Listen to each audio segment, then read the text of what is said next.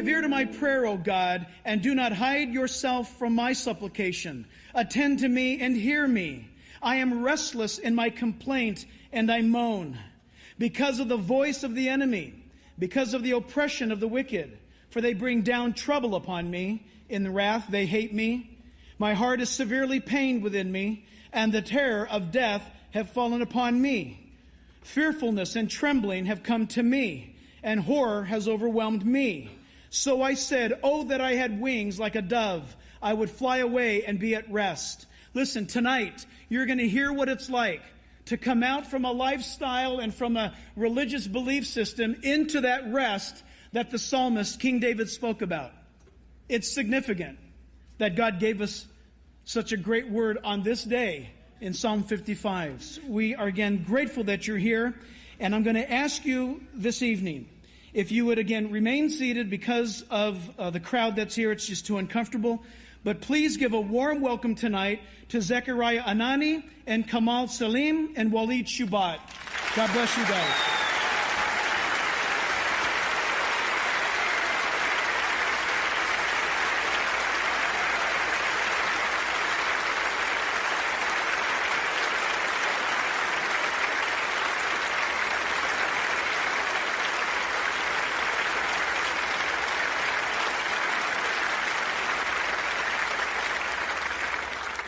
And tonight, to kick things off for us, and it is going to be an awesome night. I know that we've got 2 hours slated of talking. You might say 2 hours. It's kind of normal here, but you will be riveted. Listen carefully. Our intent is to equip you. We are living in days that I believe America, though she may not realize it, she's fighting for her life. And we need to understand that only the love of God and the Word of God can change the hearts and minds of this nation and those who want to do us harm. And I'm blessed this evening to introduce to you a brother that God has done exactly that in his life. So please, as you've greeted these men, now greet our first speaker, Kamal Salim, in Jesus' name. Amen.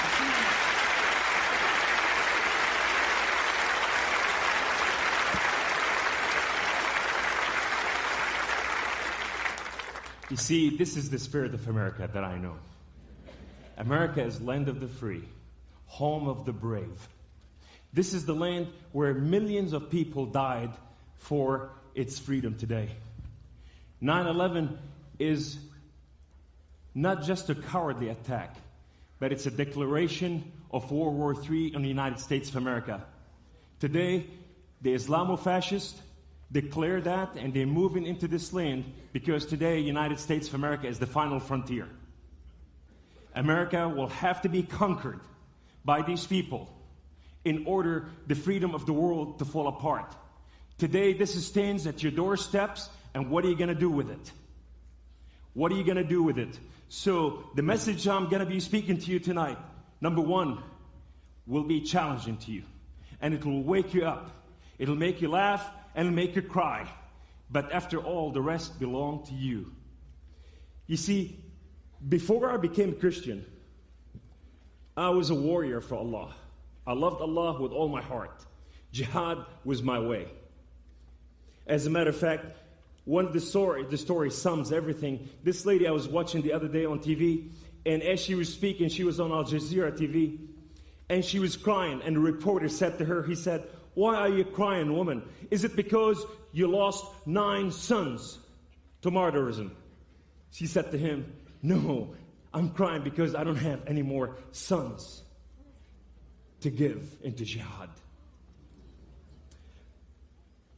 You see, Flight 93 that took place in the United States of America, these warriors, those heroes, did something more powerful than anyone. And America today will have to take the stand in fighting terrorism. Terrorism is here to conquer this country. Today, these people are trying to buy the land to build a crescent facing Mecca with Allah 99 names and build a monument for the nation. In our land, in our face, in our home. But I want to show you the picture of the United States of America today. This is how America looks like. I want you to take a really good picture of this.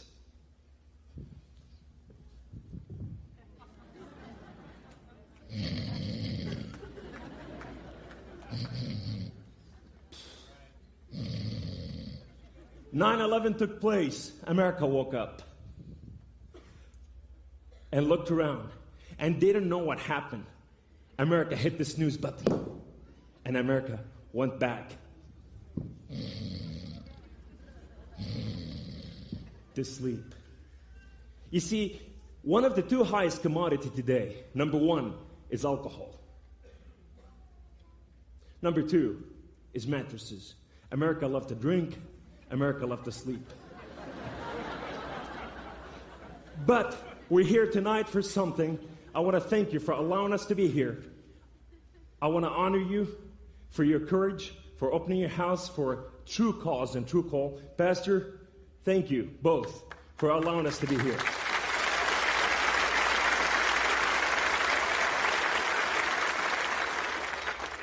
I was born in Mideast to a Muslim Sunni family, 14 brothers and sisters. We didn't have a whole lot. We were poor. We had 3-room house, a kitchen, a living room, and a bedroom. In the kitchen was my favorite place. That's the only place I didn't have to fight for life. Everything was given free. The rest, I had to fight for everything. We knew what life was like, is to live and die for Allah. My family was jihadist, fundamentalist, Muslim. As a matter of fact, we had over 14 imam in my family. One of my cousin, he was the grand imam, the holy of Islam, the highest rank. In that place, in the kitchen room, that's where we learned what our future is going to be like. That's how I learned after reading the Quran, reciting after my mother in madrasa. And it says, we read from the surah, Al-Kawthar, and it says, فَمَنْ يَعْمَلَ مِثْقَالَ ذَرَّةٍ خَيْرًا يَرَهُ وَمَنْ يَعْمَلَ مِثْقَالَ ذَرَّةٍ شَرًّا يَرَهُ. What I learned that day is whatever you do, small or big in your life, will count for you or against you. My father came and he said, my son, Allah will weigh everything before you. And whatever you did, good or bad, you either go to hell or to heaven. I knew, I was 6 years old at that time, that this is the time that to do above and beyond what I was called for. And I knew that my life is by my work. I have to live for Allah. I have to work and perform. You, a Christian, have freedom. That you can do anything you want and live forgiven to you. Jesus died for you that you may live. In our world, we have to die that He may live. That's the difference. Martyrism is my free ticket to go to heaven. You see, our heaven has plenty of virgins. Our heaven has plenty of alcohol, plenty of beds, plenty of food. That's the promise that's given to us. That's when we finish from this life, this is not our heaven, this is our hell. But when we go up there, everything is given to us. And I said to my mom and dad, how is that possible that we starve over here and now it has to be given to us over there? As a child, I was thinking, and as I read further, my mother one time was reading out of a poet book, and we read after this man, he's a warrior, his name Antar ibn Shaddad, and he said, وَزِلٌّ بِالْجَنَّةِ لَا أَرْضَ بِهِ وَعِزٌّ بِجَهَنَّمِ أَفْخَرِ مَنْزِلِي. And he said, and to live downtrodden in heaven, I do not desire. But to live proud in hell, this is the place I desire to live. And this is the motto was set for me, to live and die for the cause. It is my mother teaching, said, my son, if you kill a Jew, your hand will light up before the throne of Allah. And the heavenly host will celebrate that you are a Jew killer. It is my father teaching, he said, Islam must dominate, my son. As we read from Hadith, Hadith is what Muhammad said. That the day of Islam, this is by Bukhari or Muslim, for those who are taking notes, the day of Islam will not come about until the Muslim fight the enemy. Even the rocks and the trees will cry out, Abdullah, Muslim, behind me infidel, come behead him. This is what I was fed on. You see, the other day I was watching this movie, this program on National Geographic, and they showed this Africana tribe. This man took the scorpion and he started squeezing the poison out of the tail of the scorpion. And then he took the snake and he squeezed the fang out. and it squirted all that poison. And the second frame was this mother birthing this little child. And this child, just freshly out of his mother womb, only his father to take, mix the poison and put one drop on his tongue. And as he did this, and I'm thinking, what kind of father or a mother will allow this to happen to their child? The next picture shows you about 7, 8 kids running into the forest with their arrow and bow, and they're hunting for lunch and dinner. And that day, big snake bit that child right there in his ankle. Guess what happened to the child? Absolutely nothing. He was so immune to the poison that he didn't know what happened. The snake that day became lunch. It became snake kebab. You see, this is happening in that side of the world. It was the teaching that we've been brought up from our childhood that America and Israel must be destroyed. America is, with the power of the Jew, the Christian and Jew are trying to destroy our world. This is what we were taught. At 6 years old, I had a dream. In my dream, it was the best dream I had when I was a child. I saw myself dressed in white shorts. I sat on a white horse. In my right arm, there was a double-edged sword. In my left arm, there were double-edged sword. That day, I sat on that white horse, and the day of Islam came about, and the Christian and Jews stood in formation. And as they stood in formation, I took off forward with my sword in my arm. And when the elite started coming at me, only to take their head off, and their head were falling at the feet of Allah. That day, I moved into the enemy line. And as I moved into the enemy's line, the Muslim military moved in. And that day, I died. And I rose before the face of Allah. And Allah was laughing hilariously. And He said, only my crazy Kamal can do such a thing. What is your children dreaming today? When did you hear their dream last time? 6 years old. You see, in America, there's several groups. There's CARE, which is, it's a Council of American, group, and they really don't care. They're a moderate Muslim, thing. And then you have the Muslim Brotherhood, and then you have the National American Muslim Students, which is where they're recruiting a lot of students to go to war from our universities. When I was 7 years old, this is where I was recruited. I was recruited in my mosque neighborhood. I was 7 years old. The Muslim Brotherhood recruited me to go to their group. And they said, you want power? Islam is power. So I started studying Islam at length, between home and between these people. Now I have the Quran in my hand, and I have the power of Allah.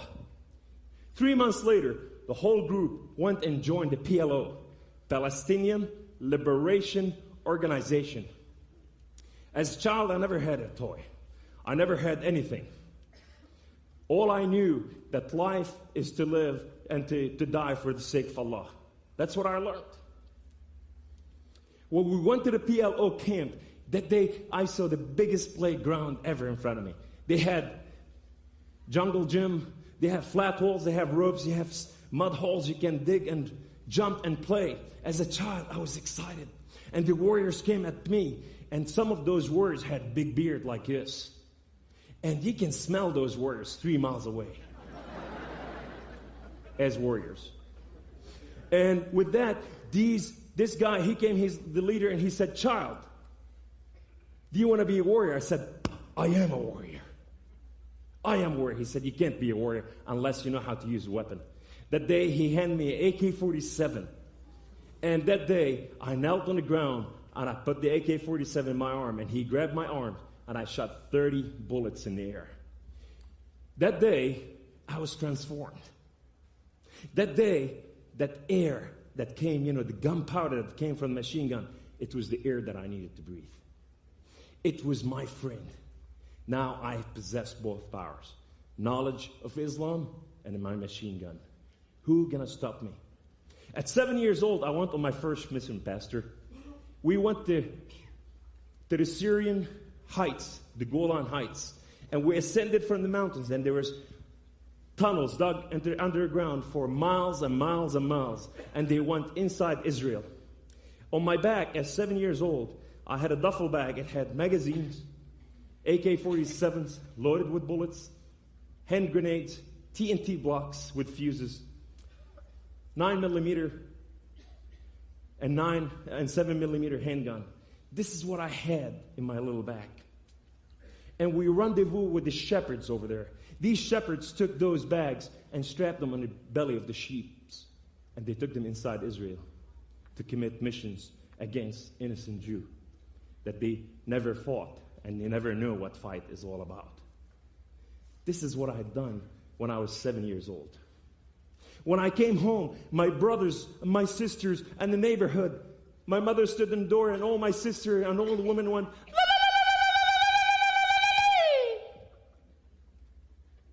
shout of victory. Shout to the heavens of joy. Hail Kamal, the hero of Islam. My brothers were shooting their guns and everybody was dancing. My dad got his shield and his sword and he was dancing. I thought to myself, I'm James Bond. I'm gonna change the world of Islam. We're gonna conquer Jerusalem and we're gonna bring the age of Islam. The age of Islam. You see, today you're fighting the age of Islam. You are not fighting the 21st century people. You're fighting the Middle Age people. When you're fighting these people are bringing something ancient to say, we want back what belonged to us. You see, in Europe, these people were marching on a street, in France, in Germany, in Belgium, in Denmark, and they were saying, arm in arm, saying, this is our land, this is our land, this is our land, this is our land. And when the reporter said to them, what do you mean this is your land? Is it your land because you are a citizen of this land? They said, no, our ancestor never finished the conquest.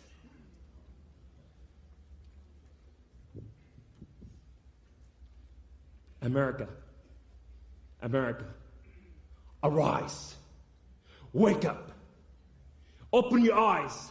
Today, the message been served in this house. These people are not afraid to say who they are. Your grandmothers and your grandfather and your mother and father made a beautiful home for you and gave you beautiful land. And today you have security. But who's going to give those children security when they grow up? Who's going to stand for them and say, today I stand on the wall of this country? Well, I am the shofar in the wilderness saying, wake up, America, make the way of the Lord straight because his coming is near.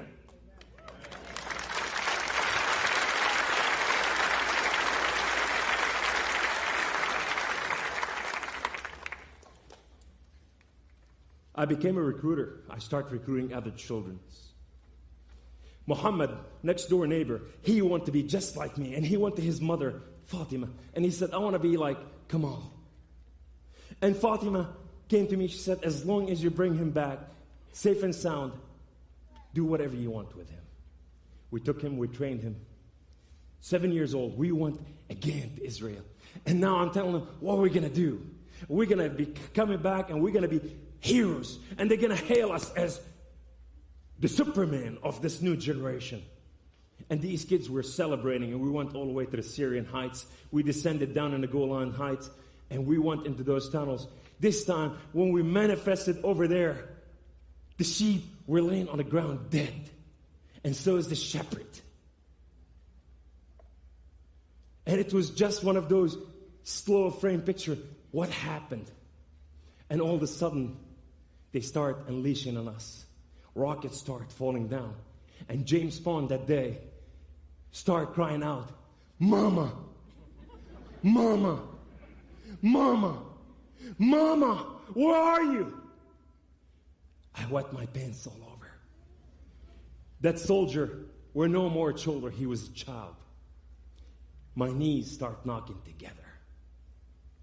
That day, Muhammad took shrapnel right through his esophagus, went through his back, and he rolled his eyes back and he fell to the ground. And I cried out, no, not you, Muhammad. I promised your mom I'll bring you back home alive.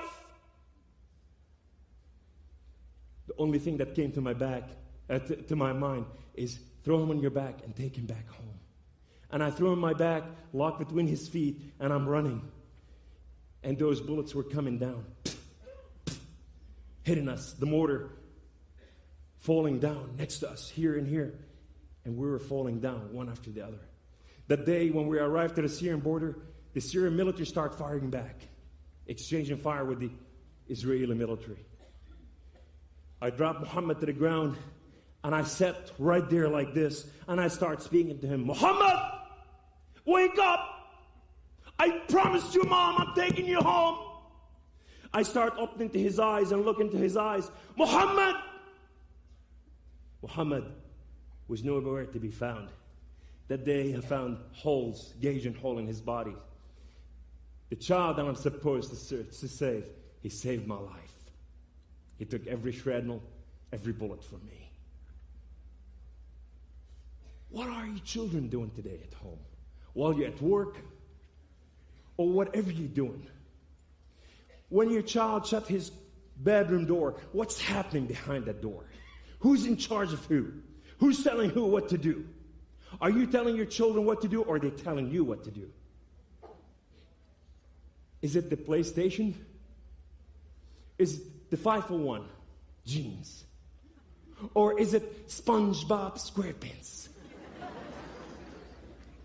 These kids know about life more than they know about their heritage. It's a house like this that brings the heritage back to its truth. 2 Chronicles says, if my people who are called by my name will humble themselves, will humble themselves and pray and seek my face and return from their wicked ways, then they will hear from heaven. Then we will heal their land. We must fight by our prayers. The fervent, effectual prayer of the righteous man and woman availeth much. We must rise and pray and do our best.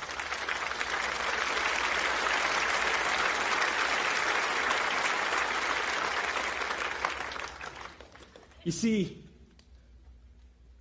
the Bible spoke about a lot of this thing. Today, the line has been drawn in sand. What side are you going to choose? When Moses sent Joshua and Caleb and all the other spies, he said, spy on the land. Go tell us what's happening. All the other spies came and they said, there's giants in the land. There's giants in the land. These giants gonna devour us. We lost the battle already. Let's call it over and go home. Or you're in the desert. Where are you gonna go? Joshua and Caleb, they said, we found giants today, and God has given them to us. And we celebrate because we have a war on our hand. And we're gonna take them down. Today, the giant of fascist Islam is not too big for America.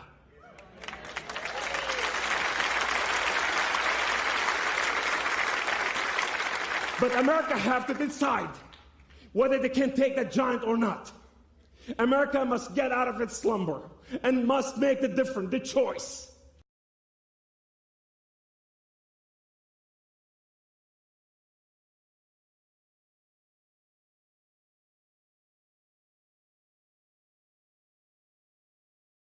I failed and everything fell apart. I can kill myself. I can go and die for the sake of Allah. And it'll be martyrdom. It'll be over with. But when I found Christianity was something above and beyond. It was delicious. That's where you taste the goodness of God. This is where the lover become to know the beloved. God and his people become like this. When my wife go to sleep, I go on my face like this. Daddy, Father, let us reason together. I love you, and I come before you as your child. I just want to adore you. Jesus, you said, depart from me, I did not know you. I want to know you. I want to have a relationship with you. I just want to love you, my Lord. And when you put demand on the anointing of God, and now you call God by his names, and he see what he created is coming to the love of God. The creator of heaven and earth come and embrace his child and says, welcome home, my child. Welcome home, my child. Welcome home, my child. And when you get used to that taste, you don't want to go anywhere else. Whatever issue you're dealing with, put it aside and put demand on the anointing of God, His grace and His mercy. And say, Daddy, Father, your word said to knock and seek and ask. And I stand before you as a child. Come, let us reason together. This is what makes the difference between a child and a warrior. Our weapon of warfare is not carnal. It's made for the destruction of stronghold in high places. So when you stand, put the full armor of God and stand your ground and let Him know who you are. I just came from Seattle. In Seattle, I went to hand some Christian material to the Muslim festival. And as I went over there, I went by that mosque to hand those gifts. And these men came rushing out of the mosque after they finished their prayers. And he ran at me and he said, "What's wrong with you, Christian? Are you coming to evangelize us?" He said, he put his face right to my face, his nose right to my nose. And he said, "We take 20 to 25,000 out of American people every year. We convert them to Islam." And that's true statistic. He said, "We are having your children, and your children are converting to Islam." He said, "We will seed your women. We will have your economy. And by the grace of Allah, this country is given to us. And we have nothing but time. Nothing but time." This man just came out of the mosque. And the first thing I want to do when I saw him, that old Kamal came out. The first thing I want to go like, "We shall lay our hand on the sick and they shall recover." Bow! But there's something was bigger than that. And that thing, I don't know how to do it, but I surrendered to it. And I grabbed this man, and he's bigger than me. And I grabbed him and I said, "Jesus loves you, and so do I. Jesus died for you that you may live. If you died today, will you be tomorrow?" This guy broke out of my arm. He's going, "What in the hell are you saying?" And he starts screaming at me. You see, these people are trained to do a lot of things, but they are not trained how to defeat love. It's the love of God that overcomes all fear. When fear comes with all his warriors, all giants marching in, the word of God says, the battle is the Lord. The battle is the Lord. For the battle is given to him, and the victory is yours. That's the promise of God. I came to the United States of America because I survived many of my best friends. They died one after the other. I buried hundreds. One of them my brother. I lost one after the other. And I thought, Allah saved me for such time as this. David must conquer Goliath. It's Kamal versus America. How do you conquer Goliath? You cut his feet from under him. How do you do that? Today, the Muslim for a semester of 2005, they opened 45 Muslim public schools. 120 new curriculum, Islamic curriculum, taught from first grade all the way to the universities. The Wahhabi lobbyists, the Saudi Arabian government, pouring billions of dollars in the United States of America. 85% of the Muslim mosques belong to the Wahhabi, which is the jihadist mentality. Today, America finances more terrorism than any other country. It's raised right here from America. Many times when it comes to your home, before you give your dollar, know who you're giving to. You see, this is the house of the Lord. This is where your tithe and offering belong. And then your pastor can put it in the right places. You just don't go see, save the African children, and you give over there. You may have just bought them about 9,000 machine gun. You got to be wise as a serpent, innocent as dove. So when I came to America, I started knocking on doors. What is your need today? These people, you go to the poor people's house. The black American were our favorite because we nailed them down. We told them about the slavery, what America did to them. Then the Hispanic. then the Chinese, then we want the poor white. Look what the government did to you. Where is that Jesus of yours? That the Son of God that you said He is? Allah sent me to meet your need today. We went to the schools, universities, the prison system. Oh, the prison system, one of the best recruiting places. That's where you recruit the best of the best. As soon as they get out, you send them to the assault camp. There's over 45 assault camps in the United States of America today. Today, in your home, training under the Constitution of the United States of America. You say, Kamal, you're preaching a hate message. What is wrong with you? Okay, good question. Who asked that? Here's the thing. When you say, this is what's happening, this is what's going on, when we hear people are murdered in Sudan, in Lebanon, in Kosovo, the Christian being killed and murdered, and non-Christian too, Jewish in Israel, and many other places. And when Hamas killed Fatah, and Fatah killed Hamas, nobody did anything. Today, Hezbollah in south of Lebanon trying to take over Lebanon. So many things happening. And these Muslims, the one they said, well, I'm a peaceful man. I have not done anything against this America. This is what we need to see. This is what we need to hear. This is what we expect from you.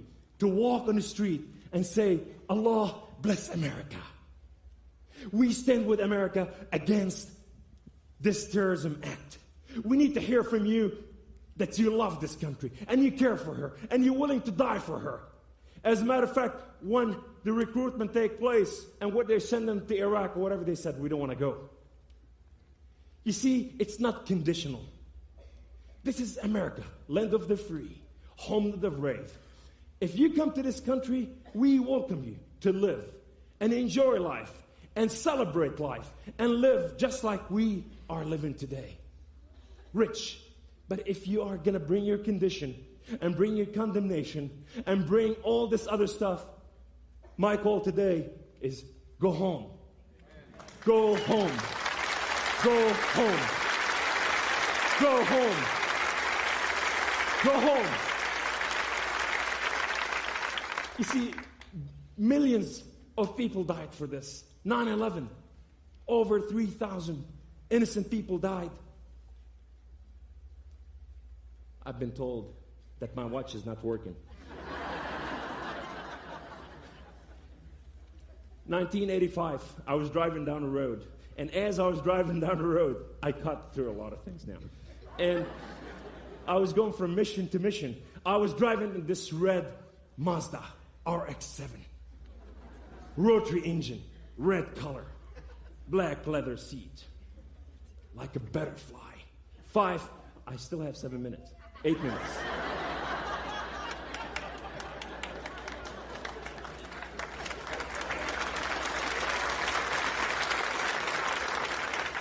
The customer's always right. I got in a car wreck. What happened is this guy drove in front of me. I hit the brakes in my car. My car spun around. I went to the other side of the road, and only an 18-wheeler was waiting to embrace me. I ejected out of my car, broke the seat belt, fell in a mud hole on my neck. That day in a mud hole, I cried out, Allah, where are you? Allah, I'm your fierce warrior. Where are you? That day, Allah was allergic to mud. He didn't come down. This man came running to me. His name was Eddie. He looked at me. He said, everything's going to be all right. My brother is chasing the other car. Then I called the ambulance. They're on the way. We're going to take care of you. And I'm going, who in the world is this guy? And as I looked at his face up there, he was smiling just like this. And I go like, I wish I could get up from my feet and show you a couple of tricks to wipe up that smile. The ambulance came and took me to the hospital.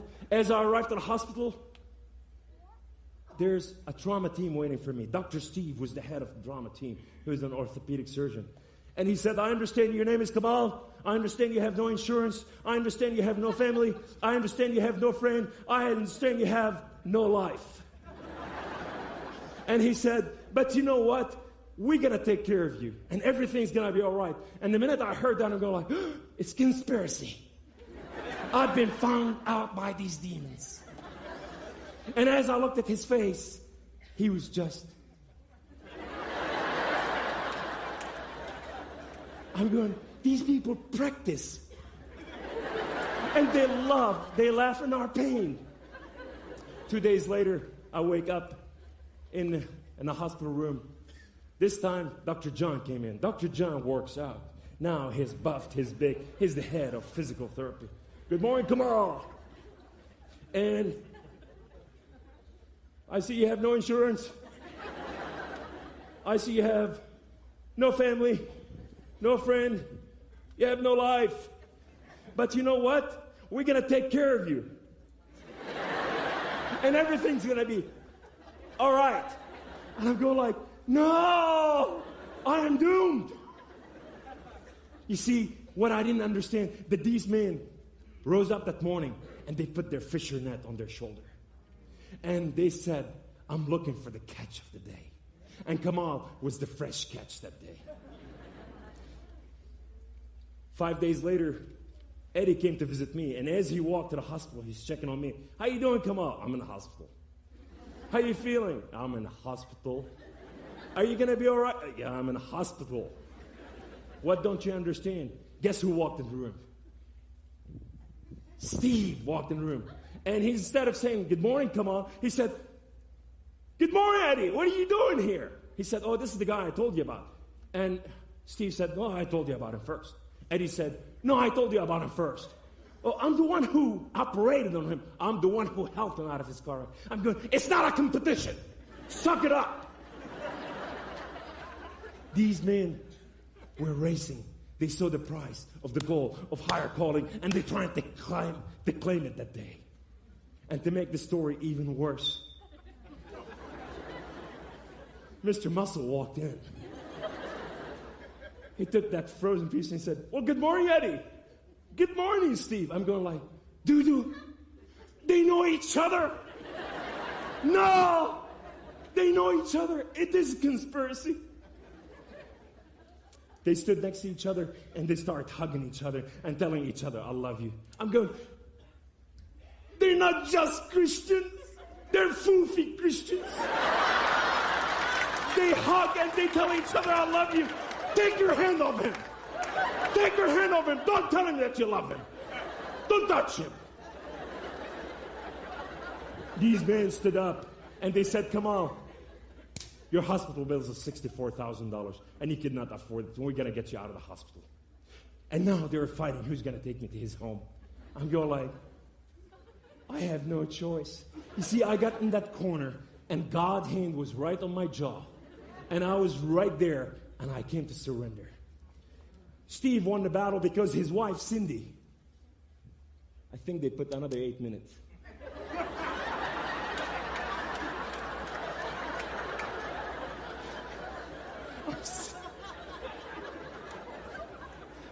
Okay, I better stop very soon. Result of this, I went one day home after 3 months of therapy and being at their home, and I fell on my knees that day in my home, in my little apartment, where I haven't been there in months, and the dust was this thick. You see, I'm allergic to vacuum cleaners. You see, I'm the natural man who doesn't vacuum. You open the window, and the wind takes its course. That's the life of the warrior. And that day, as I fell on my feet, I was so confused, and I put my hand to the heaven. I said, Allah, Allah, Rabbi wa Mawlay, my Lord and my King, why did you let something like this happen to me? Allah, these people are not what I thought they are. Allah, these people have relationship with their God. I want to have a relationship with you too. When they prayed, they said, we heard God saying this and that. I want to hear from you. I want to hear that you love me. Guess what Allah said that day? Not a stinking word. And I thought, maybe I should die just the death of the warrior.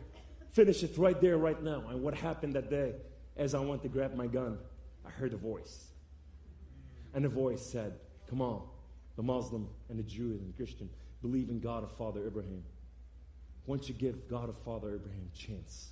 The minute I heard that voice, I fell on my knees and I put my hand to the heavens and I cried out to the God of Father Abraham, God of Father Abraham, if you are real, would you speak to me?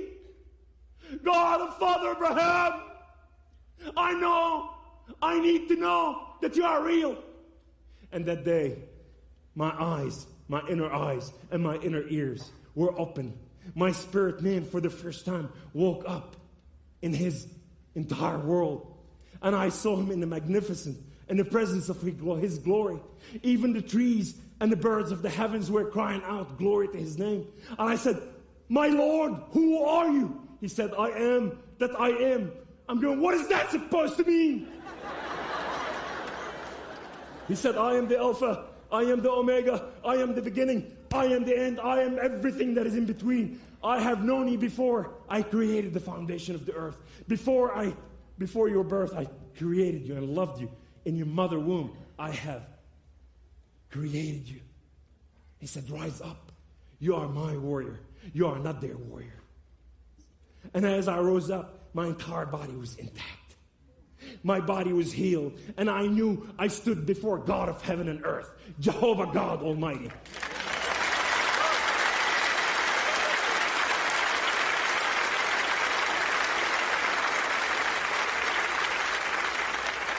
Allah and Jehovah God are not the same thing. They are not the same character. I started jumping up and down. I said, I will live and die for you, my Lord. He said, do not die for me. I died for you already that you may live.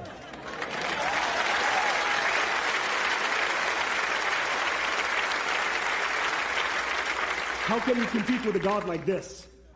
So I said to him word for word, I said, I will go and grab them by the skin of their teeth and by their eyelashes and make them Christians.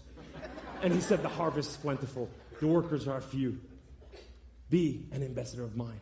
I celebrated my ambassadorship only to realize there's a million of you. Are you celebrating your ambassadorship? Are you using it today? The first man I led to the Lord, I'm sure he's not having any kids today, because when he came out of his car that day, I saw him and I ran to him. All I knew that I was Christian, and I didn't know anything about him, and I jumped up and down, said, I'm Christian, and so should you. And he looked at me and said, all right already, don't hurt me. And I'm going, it's working. Thank you for allowing me the extra time. God bless you. To God be the glory. To God be the glory. To God be the glory. To God be the glory.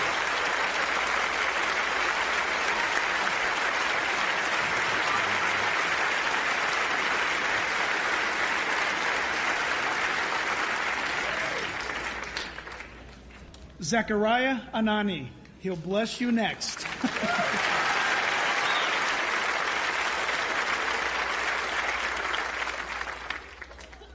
Two important things. First of all, bear with me. I'm a teacher. I'm not a preacher. Different than him. And second, you have the accent, not me.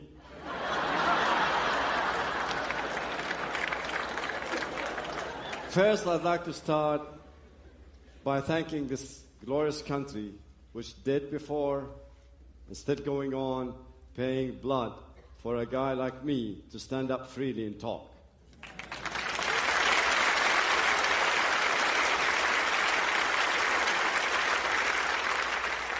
I got a story to tell you.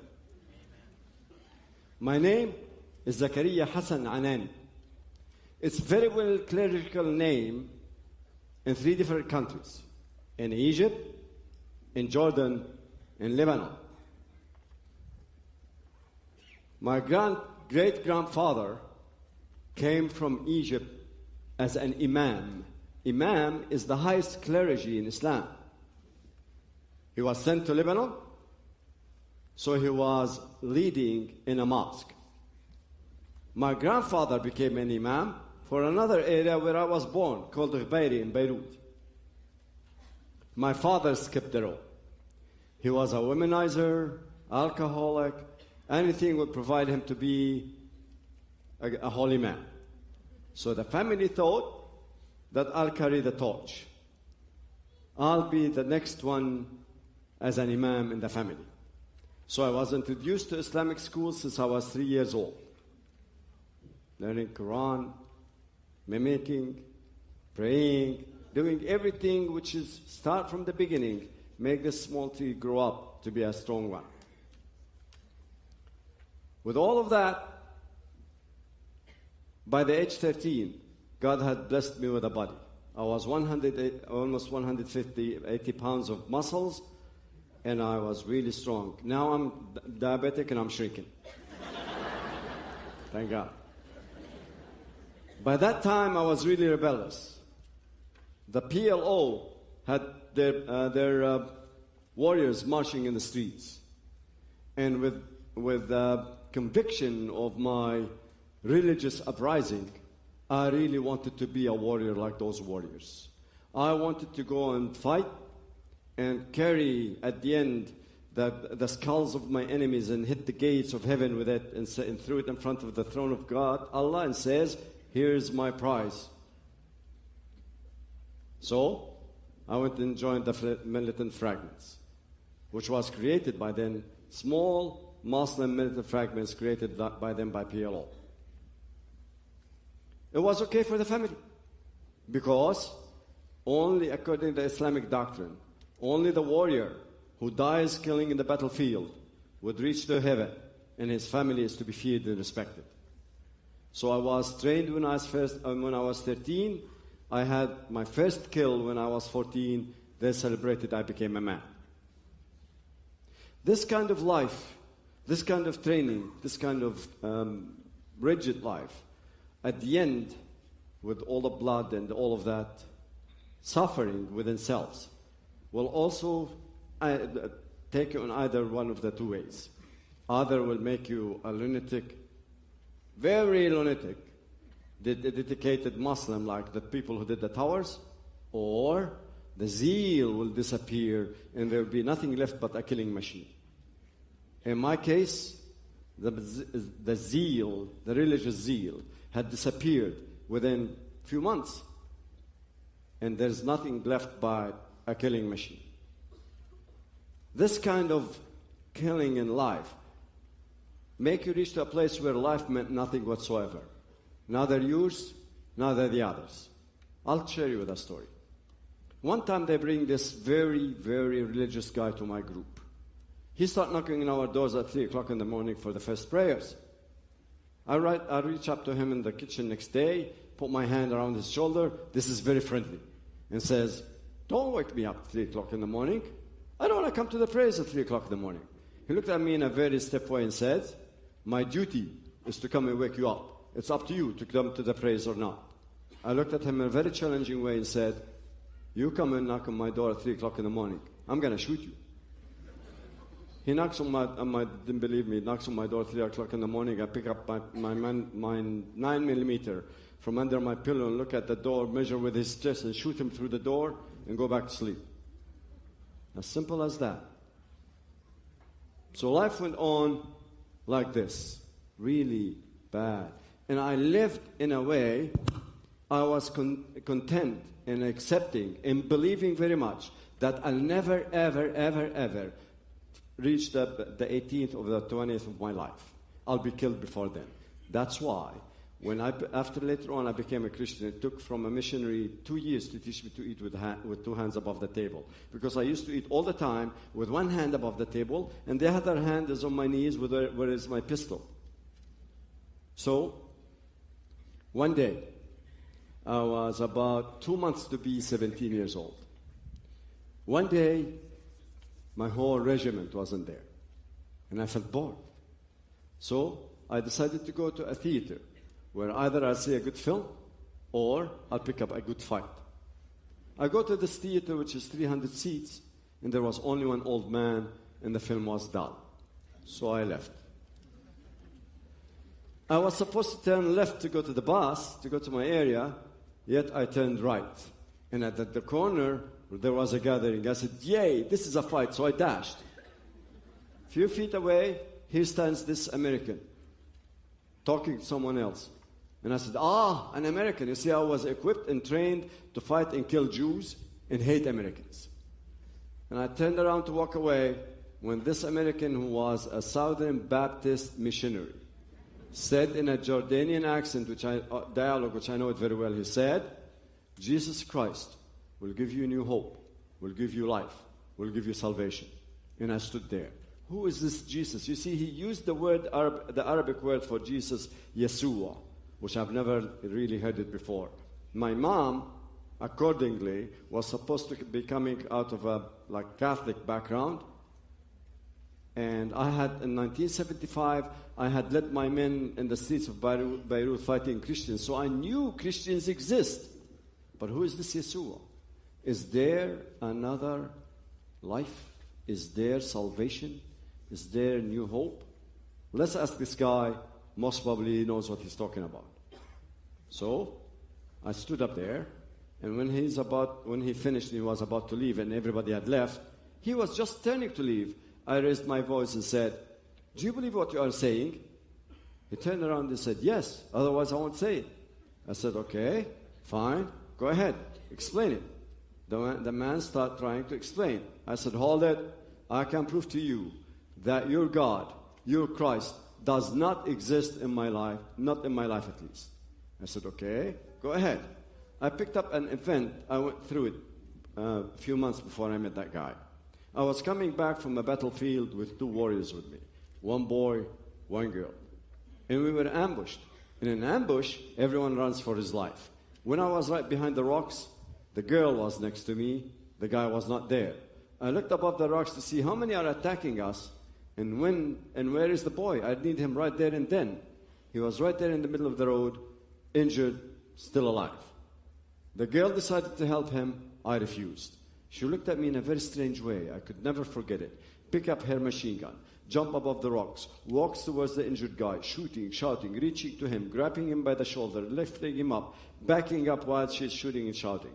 And I thought that I'd be less than an animal if I don't do something and help. So I did the same. I jump above the rocks, walked, shoot, shout, reach, grab, pack up, and push backwards. Only a couple of feet before we reached almost behind the rocks, the girl tumbled over me. I grabbed her with the other guy, pushed them in a militant way behind the rocks. The eyes of the girl were flapping so quick, and her mouth was wide open. And when I opened her jacket, in her left side, there was a wound the size of my fist. And I knew that she was in great agony. So as calm as I was, I picked up my pistol and I shot her down. Then I flipped. I pick up her machine gun in mine, jump above the rocks, walk toward the others, shooting, shouting, really mad. What happened was, against all kind of military training, they were sitting next to landmines. One of my bullets hit the landmines, killed a lot of them, gave me a couple of shrapnels in the forehead. I woke up later on in the hospital. I asked this missionary guy, I said, listen, if your Christ was there and just, why the girl had to die? It was me who refused to help. He looked at me and he asked me the question which really shaken me. He said, why didn't you die? Why you were the only one to come back alive? In a few seconds, I remembered all those times when I was the only warrior to come back, injured, bashed, but alive. And I didn't want to talk to this man anymore. I turned and walked away. But he was a wise soul winner, real wise fisherman. He dashed behind me, pushed his carpet above my shoulder, and says, here's, call me whenever you want. I didn't even turn. I just picked it up, put it in my pocket, and went straight home. That's a big insult in the country anyway, we think. That night, the giant in me refused to sleep. I sat at the edge of my bed, my head between my hands, and his words, ding, dong, ding, dong. I just couldn't sleep. Next day, I got to a part-time job. I used to love it a lot. It used to allow me to read. Printing house. I stood up in front of my machine, looking at it, which it jammed and stopped. and I'm not seeing anything of it. The foreman came and hit me on my shoulders to wake me up. I get mad. I beat him up and rush back home, pick up my pistol, and come back. I'm jumping the first set of steps, and before I jump the second set of steps to enter, stopped right in the middle and said, okay, Zach, what you're going to do, you're going to shoot this man, he's going to fall down, and his blood will cover the ground. You've seen enough blood in your life. Go out to the street, call this guy, his phone number in your pocket, and come down. I did. First thing I called, and the first thing I said to the guy, I said, listen, I have a pistol, and I could kill someone if you don't talk. And the man jumped and talking right away. He talked, and when he said that Jesus Christ had died for me, I burst in tears. I don't know why. If anybody asked me why I cried that minute, I really don't know. But I cried, and I cried. And the guy says, put your pistol aside and come to me. So, and he directed me where to go. I went and put my pistol with someone I know, then I went straight to his house. There, he was waiting for me with another Lebanese believer.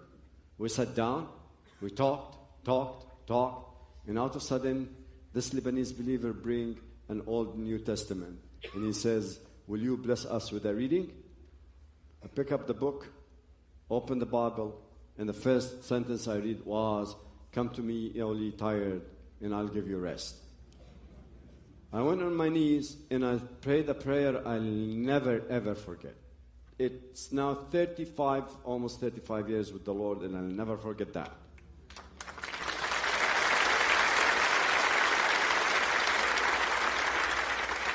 I said to him, Jesus, I don't know you. I've never met you. I've never heard about you. This is the first time someone tell me about you. First time I hear about you. I'm a very bad boy. I've cheated. I've lied.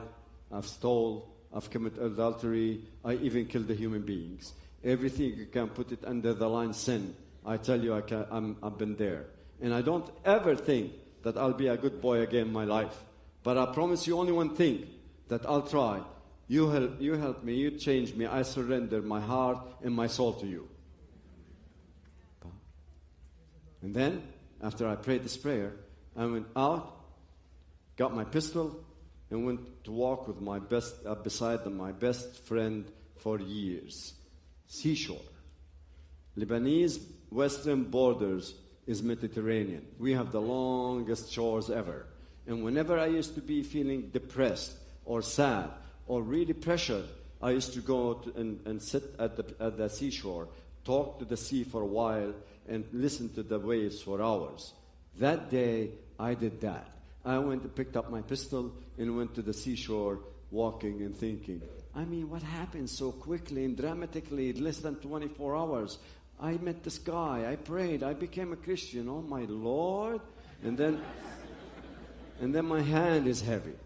I turned around to see I'm still carrying my pistol.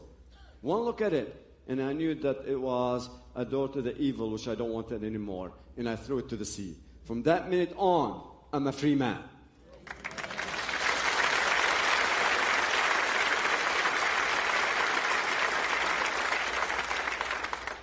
Maybe because I came from background which is life is tough, where open flesh, broken bones, and even bleeding, and even death is exactly, to me, it was like going through a door or drinking a cup of coffee. I mean, meant nothing really, this toughness meant nothing to me, any kind of a trouble. Maybe because of that, I was, praise the Lord, courageous enough to tell my people, my family next day that I became a Christian. My dad, it seems, I said it in a way, really convinced him. He took the small Bible, which the missionary gave it to me out of my hand, shredded it, slapped me 3 times, and jumped backwards. And I calmly, believe it or not, I mean, I was a warrior. I would really kill someone easy, yet I looked at my dad so calm and said, look, you destroy my Bible or you beat me, it doesn't make a difference. A Christian is a Christian.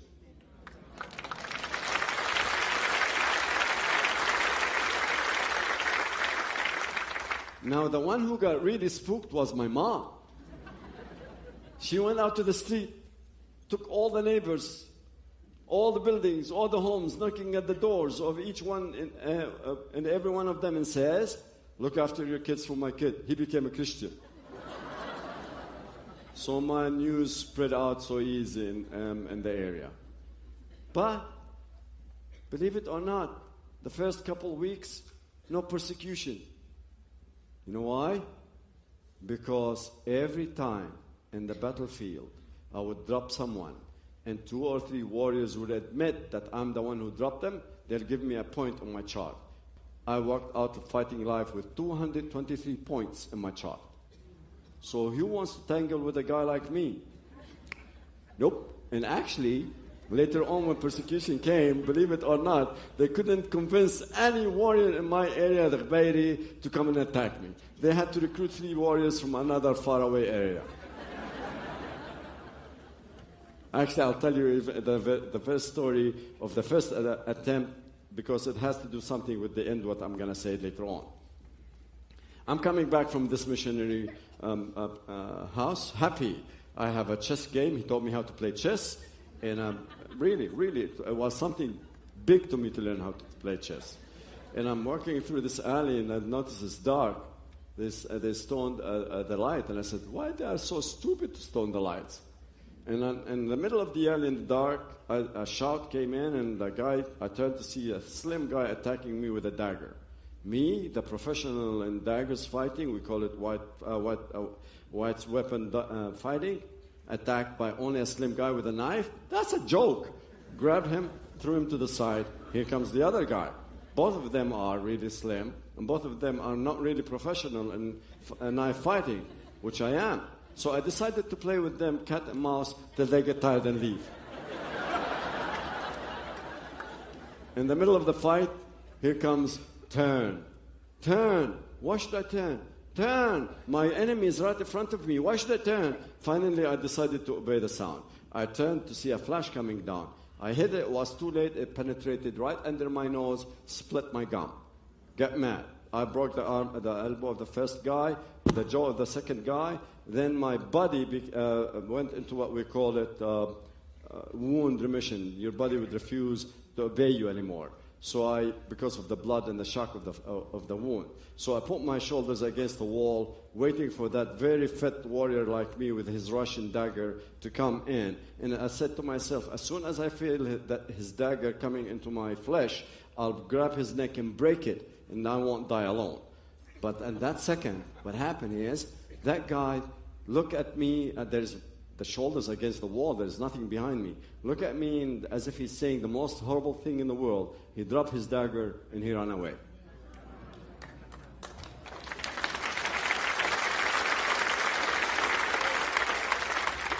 So persecution really didn't come directly. The turning point came of the story what I'm telling you now. I come back home, and my mom says to me, they need you in the mosque. And I said, I don't care. 5 o'clock, about 13 of them comes to the house, and they said, we need you in the mosque. I said, okay, let's go. I go there. Remember, I was Mr. Muscles, 180 pounds of muscles. I'm real warrior. I mean, nothing would scare me easy at all. I go and walk into the mosque, and as soon as I walk in, I know that I was under trial. One guy stood to my right, one guy to my left, 3 imams in front of me, and all those multitudes behind them. And the first thing that big head imam asked me, son, had you strayed? And I looked at him and said, what do you mean I strayed? He said, it means the left of the religion of your fathers and the fathers of your fathers. And I said, oh, if you mean I became a Christian? Yes, I became a Christian. So that guy took a serious seat and started drilling with me. If you were there, you'd have said about him the most clever person in the world, and about me the most stupid person in the world. I mean, he could take me up, down, left, right, third circles around me. He was so clever. And every time he would win an argument, quote unquote, all those Muslims behind him would shout all these Islamic shouts. Finally, at the end, I felt that my head is in the size of the hole. So I shouted. Everybody kept quiet. You know, warrior voice is really strong one. And I looked at the guy very sincerely and said, look, maybe what you are saying is right. Maybe what I'm saying is wrong. Maybe what you are thinking is right. Maybe what I'm thinking is wrong. Even maybe what you are believing is right and what I'm believing is wrong. But there is something planted in my heart. Not you, not 10 people like you, not any force in the whole universe can shift me a little bit. Do whatever you want. The guy took a serious seat.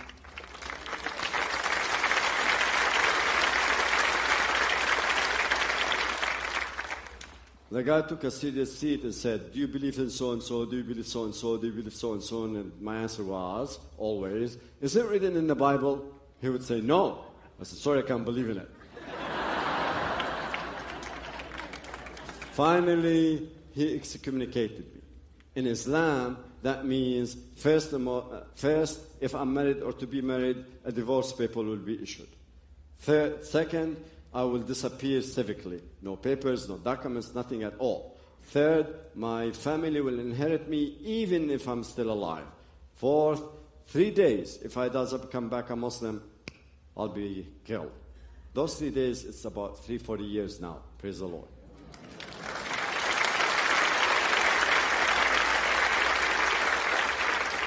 My answer was, I shifted my shoulder, who cares?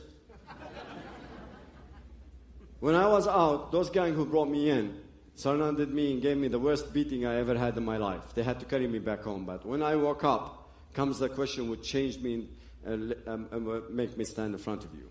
Why? Why it is in Christ, not in Muhammad? Why it is in Christianity, not Islam? Why it is in the Bible, not in the Quran? So I went out and bought myself a Quran. Remember, I come from a cleric family. We have all kinds of Qurans, but I wanted a Quran. Quran is the holy book of the Muslims. No one have touched it except me, searching for God in that book. And believe me, trust me, if I found God in that book that day I went back a Muslim. But what happened is, here when I'm reading it, here comes a small mistake. And I said, no. God can't make a mistake, no matter how small it is. Let's read it again. I read it, and the mistakes became bigger. Let's read it another perspective. And no matter how I read that book, God is my witness. The whole, the circle of mistakes became bigger. If I read it scientifically, from a perspective of geography, history, literature, anything. And then the second question came, all right, Zach, who are you? Who are you to say that those are mistakes? Look at your grandfather as an imam. Look at all those imams in your area. At least one of them had served his nation at least for 40 years. And they can't see what you see.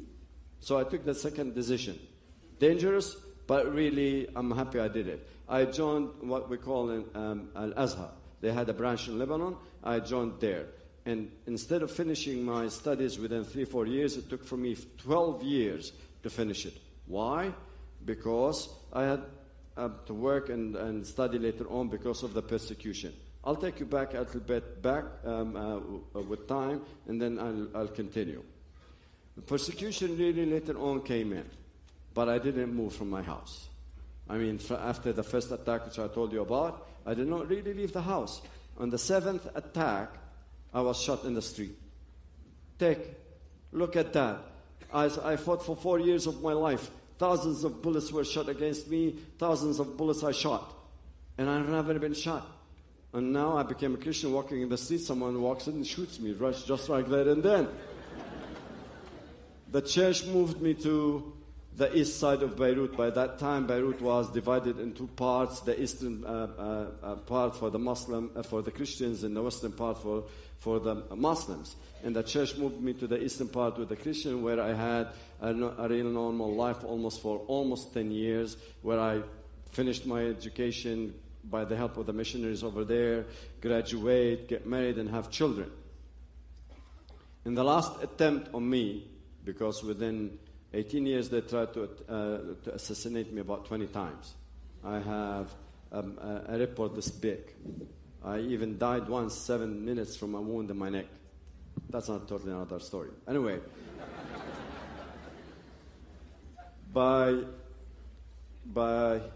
in the last attempt, that was in 1996, at the end of 1996. The last attempt on me, they injured me and my youngest daughter. The church gathered in my house 3 times, got spooked, and they ordered me to leave. So I came first to the States. Later on, I moved to Canada. But the most important thing, which I would like to finish my story to you, is why I'm standing in front of you. The most important thing happened, really. I was living in Michigan, in Detroit. And I was living in a room. By that time, the American government saw fit not to give me a work permit, and I wasn't medically covered. I reached to a point where I was eating rotten bread and drinking Diet Coke.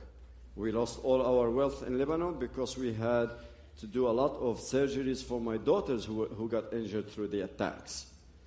Here I am, I reached a point where I was really that day, that certain night, I was really mad at God. I couldn't understand why he did that to me. In Lebanon, when I finished my education, I reached to the level of being an interpreter in the presidential palace and the national TV, one of the league. I had a house in the city and a house in the hills surrounding the city. I lived normal, very nice life according to Middle Eastern life. And here I am in the States, where I'm living as poor as sorry for this impression, as a church rat. I know nobody. Really, nobody knows me. I can't speak their language very well. They don't understand me, different mentalities, and I have nothing.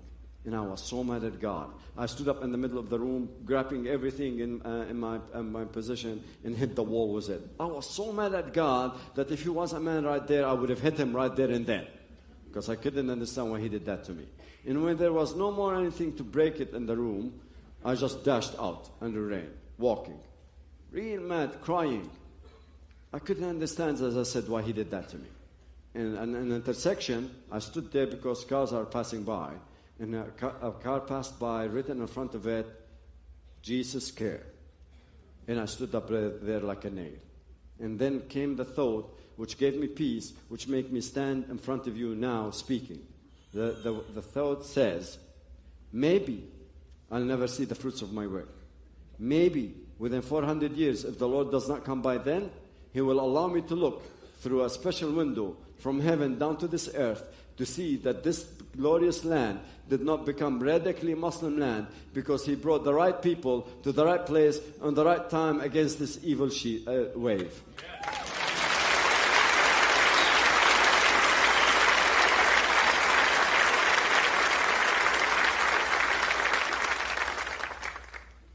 Remember, you ask yourself, why a Muslim would come to a country where he can't practice his religion, he can't practice his laws, he can't bury his dead people, he can't eat the way he wants to eat, he can't do anything really according to his laws. Why? Why? Because he wants to prepare the road to make this land his land. Never mind. This is really this is the complex of the situation. But you have to remember, Islam is dark, but the people, have the right, like you, to be told about the love of Christ and to walk through the golden gates to eternal life.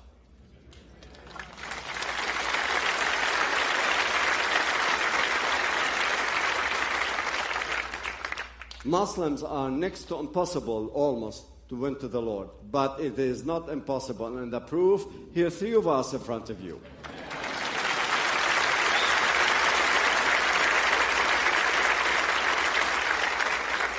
Finally, I feel sorry for you. You know why? Because this mission is on your shoulders. It's up to you to come out to the streets. For the Muslims who are not far away in the far countries anymore, they are in your hospitals, they are in your schools, they are in every aspect of your life. Hell, they are even in your armies. And now it's time for you to bring them from the darkness to the light. And you should be ready to pay the price.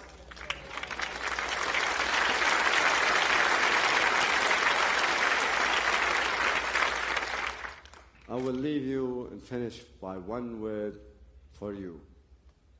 Love I love you people, and thank you for being this great audience.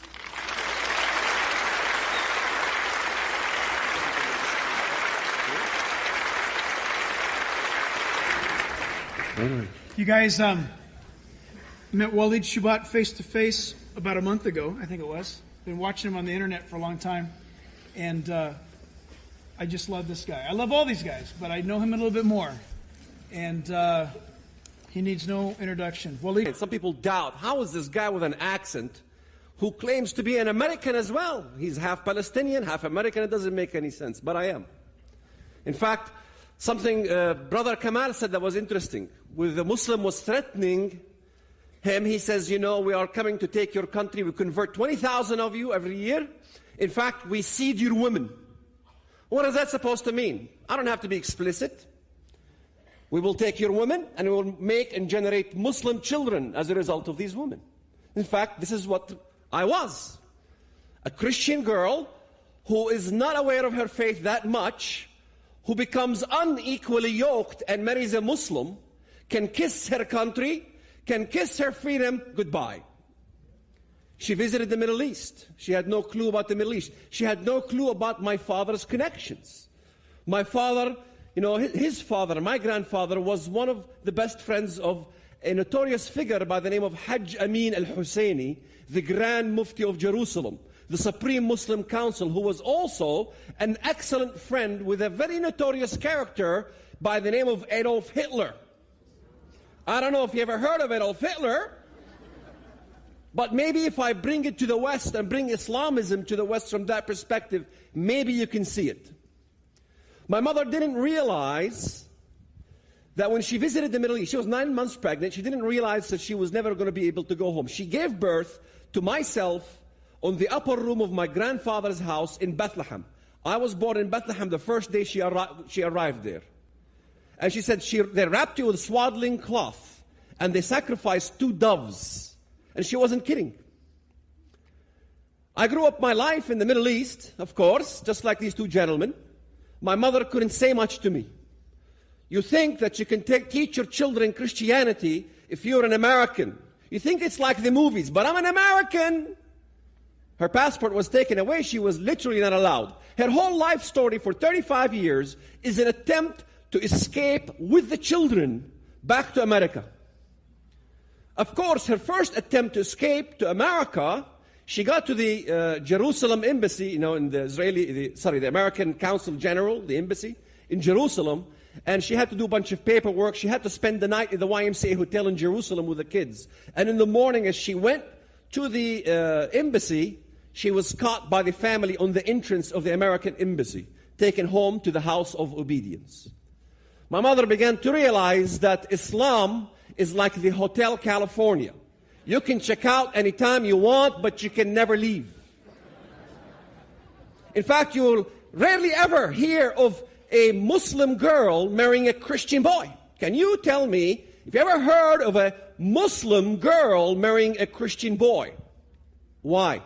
Because the punishment of a girl who is Muslim that marries a non-Muslim is death by her own family. I would be honored to kill my sister for marrying a Christian. But it's not a problem for a male Muslim to marry a Christian girl. Do you think when the Bible says, young girls, especially young girls, when the Bible says do not be unequally yoked, do you think Christ was kidding? Do you think he was joking? Had you asked my mother marrying a Muslim and marrying out of her faith before she married my father, she would probably shut her ears to you. Ask her now what it's like to be unequally yoked. There is 2 things in the Middle East we say about women. Girls can cover up everything except 2. When she's in love and when she's pregnant. She can't hide it. When a woman falls in love, she's weak. My first recollection at 6 years old, it was in Jericho, the 6-day war erupted. I don't know how many of you heard of the 6-day war. In 6 days, Israel was victorious. On the 7th day, they blew the shofar, the trumpet, on the Wailing Wall in Jerusalem. My mother was elated and very happy. She knew. She said, I knew that Israel was going to win. I knew because I studied it in the Bible. In fact, if you look at the Bible, very interesting document. It talks about Joshua. Joshua had a 6-day war. Because if you look at the text of the Bible, on the 7th day, early in the morning, the children of Israel arose and walked around the walls of Jericho 7 times. Early in the morning, the day has not begun. That's why Israel had to rest. It is an event that happened in front of the whole world, and God was speaking. I know many of the young would look at the Bible and study the story of Moses. You would study the story of Joseph and Joshua and all these wonderful stories of the Bible, and you would imagine and think to yourselves, wouldn't it be wonderful if I was there when Moses parted the sea? It'll be great. Wouldn't it be wonderful? But we live in a time that you young folks, you young kids, live in a time that is greater than the time of Moses. Because Moses tried to get the children of Israel out of the land of Egypt, one country. Yet, when I was 6 years old, I witnessed the Jews coming from 100 different nations without even a Moses. In fact, the Bible even foretold about it. The day is coming, saith the Lord, that no longer will the children of Israel say that God, who's brought the children of Israel out of the land of the north, but God who's brought the children of Israel out of all the lands where He has driven them. What an amazing time that I lived. Yet there is no way my mother could teach me the things that she knew. Of course, living in the Middle East, going even to a Christian school, we learned that all the biblical characters of the Bible. I went to a Christian school, 3rd and 4th grade. They had a good English program. My father wanted me to learn English. I remember walking into this Bible study. I was not allowed into Bible study because I was not a Christian. I was a Muslim. My birth certificate says Muslim. My birth certificate says father Muslim, mother Christian, child Muslim. And then I walked into the class. I wanted to study the Bible. And I began to learn for 2 years that all the biblical characters, Abraham, Moses, Jesus, all these were Palestinian revolutionists. Abraham was a Palestinian revolutionist. Moses was a Palestinian revolutionist. Jesus was a Palestinian revolutionist. The Bible was taught to us as a book of revolution. In fact, you don't have to believe me, but you must believe Hanan Ashrawi, the right hand of Yasser Arafat before he croaked. She said that Jesus is a Palestinian from my country. Then I went to the Muslim school, and in the Muslim school, by the time I reached high school, the educators were coming from Al-Azhar University of Egypt. Most Americans think that Al-Azhar University is some small university in the Hicks somewhere. They do not understand that Al-Azhar University of Egypt is the #1 university par excellence that issues and establishes and has and educates and graduates the elite of the Muslim Sunni world to send out all these scholars everywhere, all over the world, from Al-Azhar University of Egypt, educating people about Islam. And in fact, I don't know how many sermons you heard about Islam, but I can guarantee you that whatever sermon you heard about Islam, you still do not understand the definition of Islam.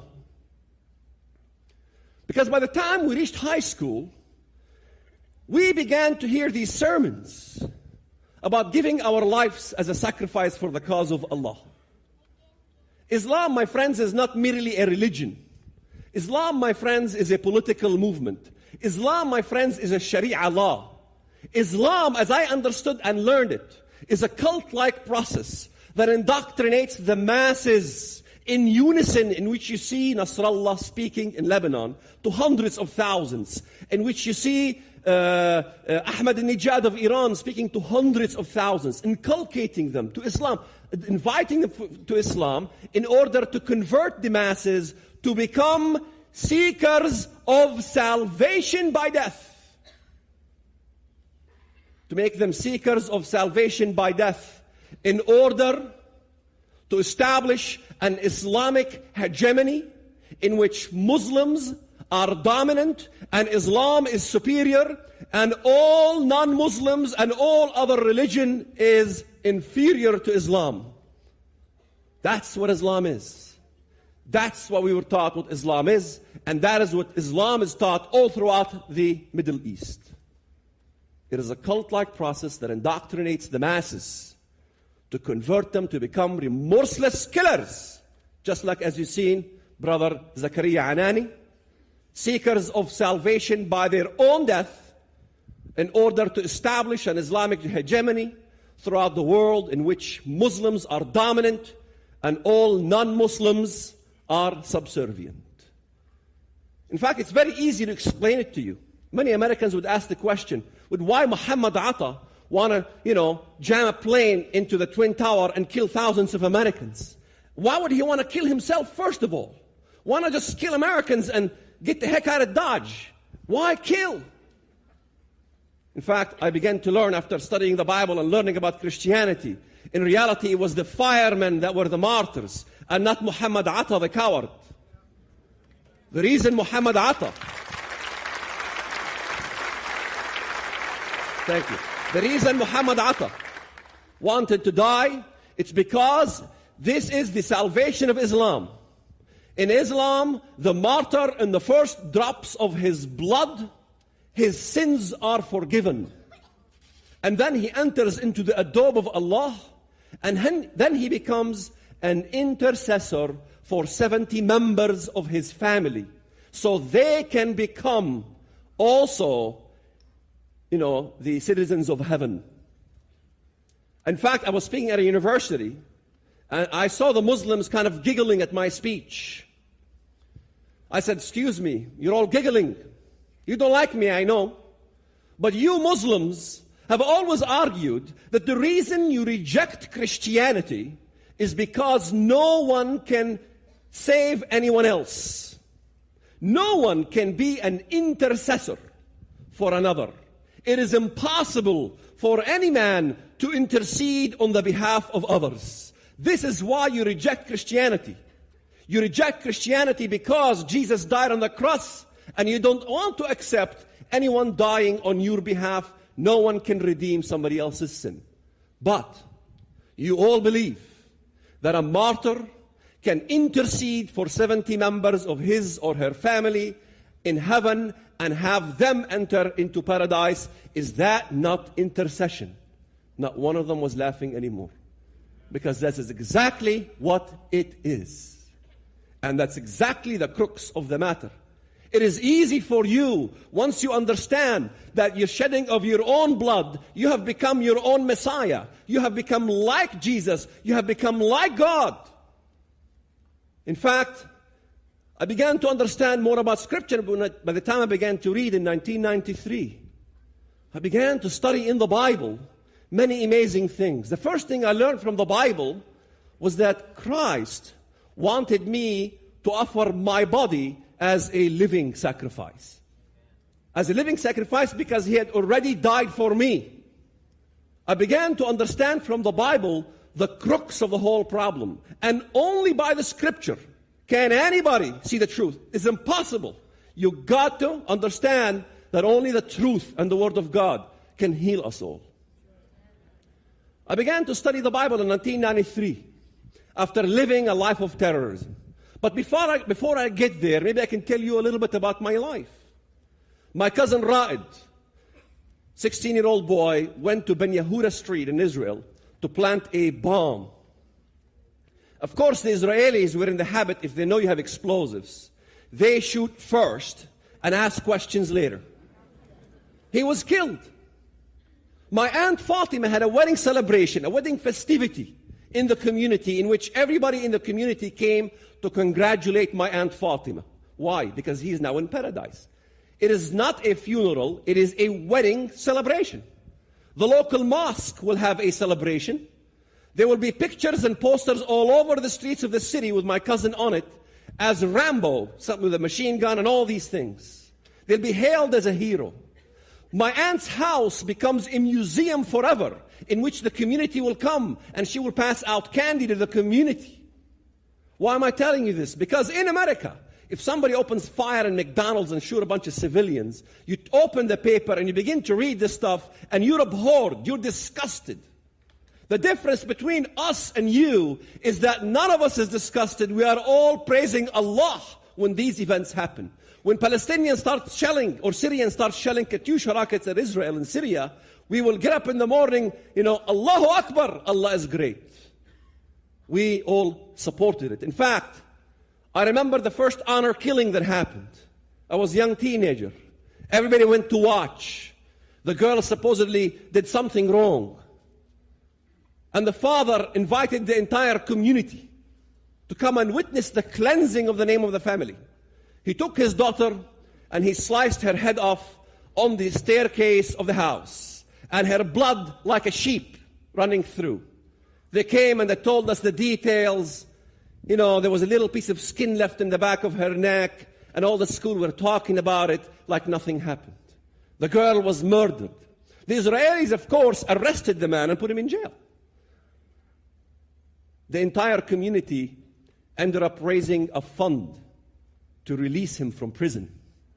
That's not something you Americans would do. That is a difference between us and you. And you must understand there is a difference between you and them. Of course, when I got to high school, I began to understand the desire to die for the cause of Allah. ما هي أمانيكم الموت في سبيل الله. What is your desires? To die for the cause of Allah. Dying for the cause of Allah became, part of our daily bread. Because the Quran clearly said, وَلَا تَحْسَبَنَّ الَّذِينَ قُتِلُوا فِي سَبِيلِ اللَّهِ أَمْوَاتٌ بَلْ أَحْيَاءٌ عِنْدَ رَبِّهِمْ يُرْزَقُونَ. Do not think that the ones who die in the cause of Allah are dead, but are alive with Allah receiving His blessings. Yes, no, it's not 70 virgins. It's 72 mansions. In each mansion, 72 beds. And on each bed, 72 virgins. But in fact, that's not the main thing. Yeah, it is an enticement. But the main thing was an issue of salvation. Because it's ingrained in every human being to want to know his destiny. Of course, I ended up in America. After planning a bomb in the bank, being recruited by the PLO, I was in prison. I was in the Jerusalem Central Prison. I was on the holiest place on earth, the Temple Mount, with explosive charges in my hand. With a bomb, time bomb. Can you imagine? Smuggled on the Temple Mount, where Jesus used to preach, and where David built a temple. I was there carrying explosives, going down to Bank Laumi Israel in Bethlehem, where Jesus was born. Right there, adjacent to the birthplace of Jesus, was an Israeli Jewish bank that my mission was to destroy. Children running about the bank, and I decided from the last minute to toss the explosive charges on the roof. It exploded 5 minutes later. Had I followed my orders and put it in the trash can at 6 p.m., I would have died as a suicide martyr. I kept the secret within my heart, never told anybody. Ended up in the States, of course, went to finish a higher education, joined the Muslim Brotherhood in Chicago. In fact, my mentor, Sheikh Jamal Saeed, he still runs a Muslim community center, a mosque in Chicago, in Bridgeview, Illinois. He was a colleague of Abdullah Azzam. Abdullah Azzam was the godfather of Al-Qaeda. He was the mentor of Osama bin Laden. Can you imagine people who know the mentor of Osama bin Laden are roaming free in your country, running mosques, and the FBI are doing nothing to arrest them? They're right here. I was there, under the ground, here in America, in basements, preparing for a jihad against you, sending recruits to Lebanon to fight, raising funds so we can destroy your nation. That was way in the late 70s and early 80s. Long time ago. I was an interpreter. I remember even my interpretation, inviting Americans to join for a Middle Eastern cultural party. Of course, the Arabic language, when I did my translation for the posters, the Arabic language will say rivers of blood. We will send recruits to Lebanon. Bring your friends so we can raise money for the PLO. And the English was very simple. Welcome to Middle Eastern Cultural Party. We will have lamb and baklava. And you guys came. You put money in the plate. Thank you very much. What you Americans don't understand about the Middle East is that what you got to learn is what they are saying in the Arabic and not simply what they are saying in the English. Later on, I decided in 1991 to make a trip to Israel. And in that trip, I sat next to a Jewish lady, And I didn't want her to know that I'm Palestinian. I told her my name is Bill, I'm from California. Ma'am, I'm visiting the Holy Land. Can you tell me more about the Holy Land? She began to talk to me, and then she shared with me her life story. I said, ma'am, do you have any children? She said, I got 2 daughters in the IDF, Israeli Defense Forces. I said, ma'am, how do you feel about your daughters killing Arabs? I mean, after all, you Jews want to kill Arabs. She began to weep and to sob. I even had to take my handkerchief. And I says, why are you crying? She says, by God, we love Arabs. We don't want any Arabs to die. I would hate it if my daughters killed any Arabs in battle. I said, wow, maybe she uncovered my cover.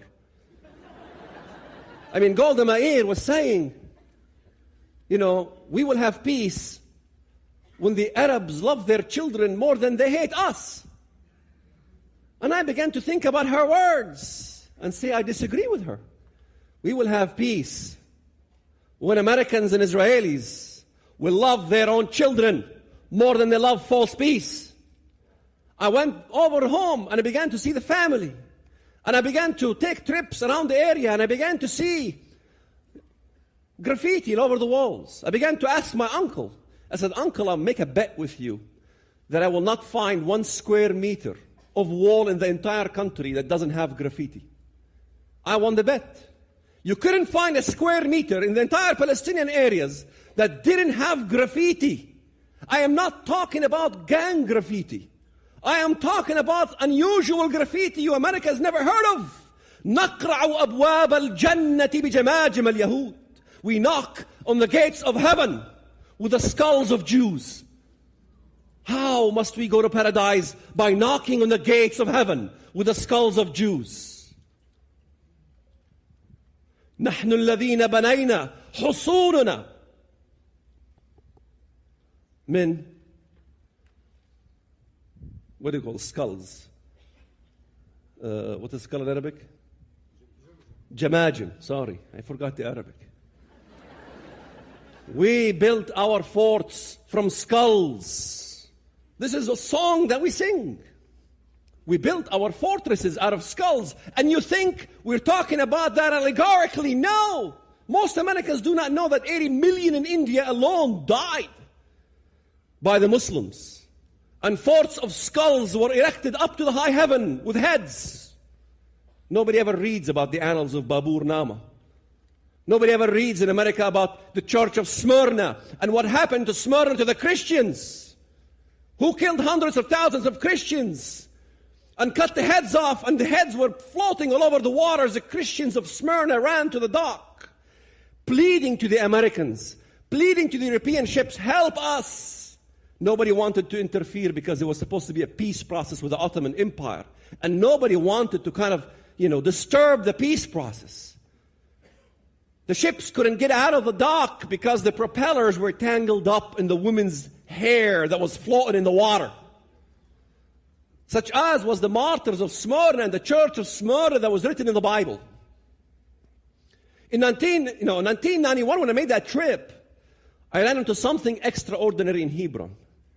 As the taxi cab went into Hebron, there was this incident in the middle of the town in which I saw a bunch of Palestinians, women, children, and men, hail stones at a Jewish bus. I began to look at the Jewish bus, and I saw that this bus had bars and wire mesh and bulletproof glass. It looked like a cage. You could hardly see the bus from the amount of stones that were being hurled like locusts on this bus. Of course, the cab driver wanted to make a U-turn and said, stop. Don't even move. I rolled down my window and I began to look. And I began to watch this very incident that began to take a toll on the root of my heart. I began to ask the question, why are these people not allowed to live amongst us? Why do we have 1.2 million Palestinians living in Israel proper, yet no Jews are allowed to live amongst us Palestinians? Is this an issue of land, or is it an issue of something else? What is all this graffiti about knocking the gates of heaven with the skulls of Jews? Is there a different way to go to heaven besides killing Jews? Is there a different way to go to heaven besides my cousin Ra'ed dying and my Aunt Fatima passing candy to the community? There's got to be something else. In 1993, I began to want to convert my wife to Islam. I happened to have fallen in love with a Mexican American, and boy, they can knock you off your feet. They make good wives.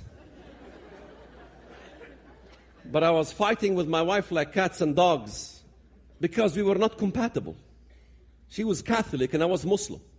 We were fighting all the time. I learned fairly quickly that in the United States of America, it's the guy that hits the couch. And I was spending a lot of time on the couch. And I said, why am I spending all this time on the couch?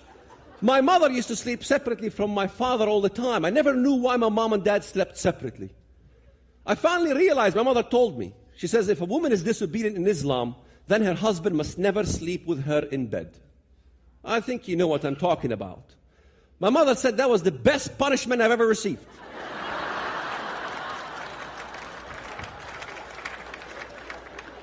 Sleeping separately from my wife, I remember one time I began to reach out to pray to God. I said, the God of Abraham, Isaac, and Jacob. I wanted to address God in a way that was acceptable in both Christianity and Islam. We both believed He was the God of Abraham, Isaac, and Jacob. So the God of Abraham, Isaac, and Jacob, show me the truth. I seek the truth. Show me the truth and I will do your will in my life. I will die for you. I will do anything for you. You know what happens when you pray in the name of the God of Abraham, Isaac, and Jacob? You dial the right number.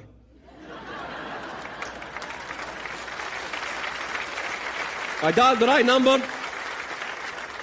Somebody else picked up on the other side. And a hunger, because I was a doubting Thomas, a hunger came into my heart to want to begin to study the Bible, supposedly to prove to my wife the corruptions in the Bible so I can convert her to Islam. I said, God of Abraham, Isaac, and Jacob, show me if the Quran is the truth, because I think it is the truth. You show me. And I thought that the Quran will outweigh the Bible. I began to compare, and it took hundreds of hours. I spent a year comparing the Bible with the Quran. I began to see the story in the garden. I began to look at the relationship between the devil and the woman.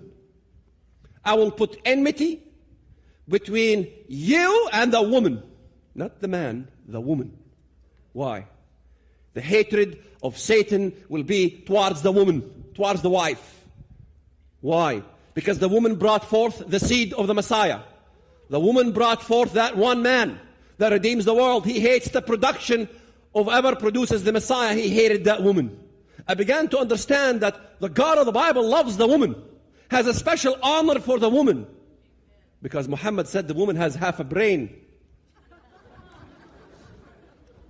In fact, most Christians, when they read their Bible, they do not understand why. Why does it say the Antichrist? He will not honor the desire of women. He doesn't say he doesn't desire women. He says he does not honor the desire of women. He doesn't care about women's wants and needs. He does not respect their rights. Who does not honor the desire of women today? I began to see that he honors a God of war. Who's honoring the God of war today? What does jihad mean after all? He will honor him with gold, silver, and precious stones. I don't have to tell these gentlemen about what that means. Zakah is one of the main pillars of Islam, that you honor Allah, the God of jihad, with the gold and the silver and your finances, all these things. But when I began to read the Bible, I began to see what was evil in the Bible was holy to me. And what was holy to me was evil in the Bible. Because Islam came as a thesis to destroy the Christian message that God came down to earth and died on the cross, that God was a triune God. By the time I reached to 1 John 2:22, what did I read? Who is the liar? He who denies that Jesus is the Christ. He is Antichrist that denies the Father and the Son. He is Antichrist that denies the Father and denies the Son. I began to see the relationship, the difference, the comparative analysis between what's in the Bible as far as the definition of God and the definition of Allah. Allah had 99 names in the Quran. Some of those names come right from the Bible. One of the names of Allah is Al-Makir, the great deceiver. Al-Jabbar, the oppressor. Al-Mumit, the one who causes death. Who caused death in the garden? Al-Makir, the great deceiver.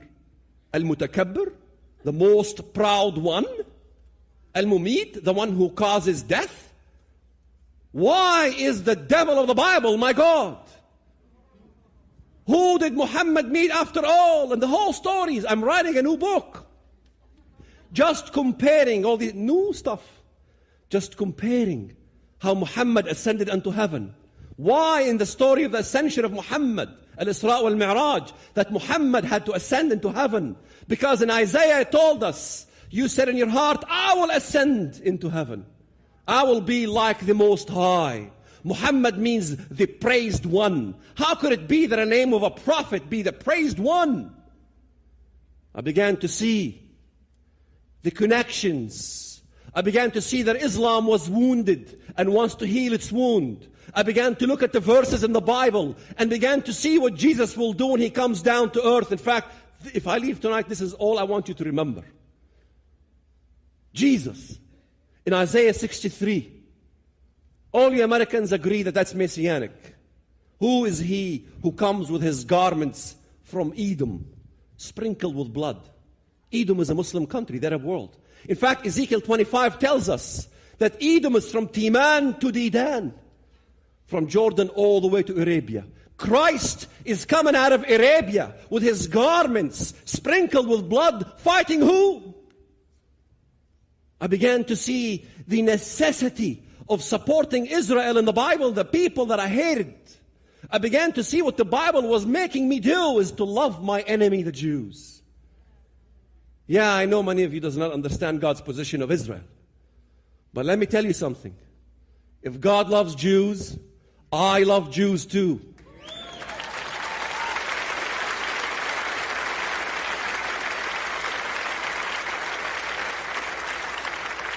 And you can spell it any way you want.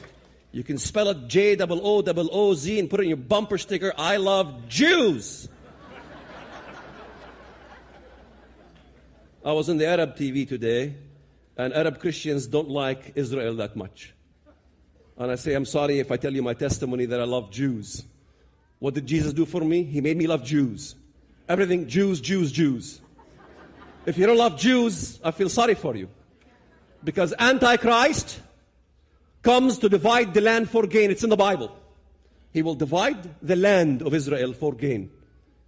In Joel chapter 3, most Christians don't know even Christ will judge the nations. I will gather all nations into the valley of Jehoshaphat, and then I will enter into judgment with them on the account of my people, my heritage Israel, whom they have scattered among the nations. They have also divided up my land. Divided up my land. You don't care about the land? Okay. Antichrist wants to give Jerusalem to the Muslims. Antichrist wants to give Jerusalem to the Muslims. And you support giving Jerusalem to the Muslims. What side are you on? Are you on the side of Christ or are you on the side of Antichrist? You can't love Antichrist decisions and love Christ. Because Christ said, if you love me, you will obey my commandments. He said, I will send you as sheep amongst wolves. If you have no wolves in your lives, perhaps you were never sheep. He said that He wanted us to be as wise as serpents. Be as wise as serpents, young kids. As wise as serpents and as innocent as doves. My son wrote a book. 15-year-old, God bless his heart. He told me, I want to write a book. Yeah, son, you're 15 years old. He said, so what? I want to write a book. God wants me to write a book. I said, son, you're 15 years old. Would you permit me to write a book? Every day, bothering me like that. I told my wife, you know what? It'll be a good exercise for him. We'll delete it off the computer when he's all finished. I said, go ahead, son, you're allowed to write a book. Never promise your children something you can't fulfill. He began to write. He stayed up till 1 o'clock every day for a full year. Son, it's bedtime. He says, Dad, you promised. By the time he finished this whole manuscript, every day I would come home, he would be talking to me about it. Look what I discovered today. Not now, son, leave me alone. By the time he finished this whole manuscript, I said, okay, son, I will do you a favor and read it for you. Thank you, Mr. Shoebat. And I began to read, and read, and read, and read. And I go, this is better than anything I have ever written. I said, son, how did you come up with this? He said, Dad, I want to put a filter in the youth's mind. What the youth of America is missing is that they don't have filters in their brains. They need a filter to be able to filter right from wrong, good from evil. They need to understand Satan. They need to understand the serpentine wisdom. They need to understand how they can tell something demonic or not demonic. I must expose, Nietzsche. I must expose Nazism. I must expose abortion. I must expose all these isms that are being taught to the schools. I must expose Richard Dawkins and all these names he was throwing, amazing stuff. Then he got on the radio and he began to debate adults and crush them on the radio live. Out of the mouth of babes. I told my wife,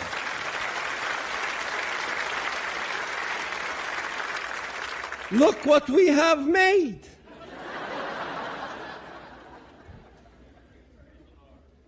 I began to write as well, and Dear Muslim, let me tell you why I believe, why I left jihad, and all these manuscripts. And I began to go all over the country, all over the world. I began to share the truth. I began to get on CNN, on BBC in England, and all of this place. And I remember, I walked into the BBC in England.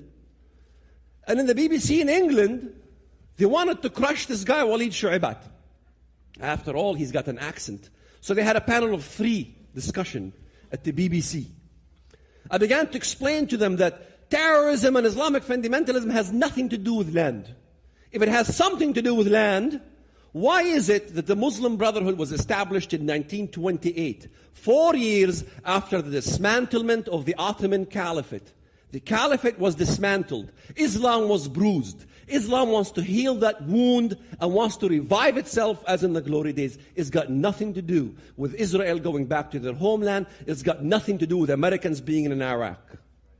They said, Mr. Shoebat, it usually takes 2 to tango, I said, no. That's a bunch of baloney. It doesn't take 2 to tango. He says, what do you mean it doesn't take 2 to tango? I said, well, can you tell me and tell your audience here, what did the Jews do to tango in Nazi Germany, if it takes always 2 to tango? He didn't know what to say. So his colleague, the other educated author, wanted to help him. And he said, Mr. Shoebat, you must admit that the problem with today's world is fundamentalism. I said, I see where you're going with this. Because I'm a Christian fundamentalist, you're saying I'm the same problem as the Muslim fundamentalist, moral equivalency garbage. I know you Europeans don't get it. I said, yes, us as Christian fundamentalists, we admit we give you a headache. But the Muslim fundamentalist will take the whole head right off.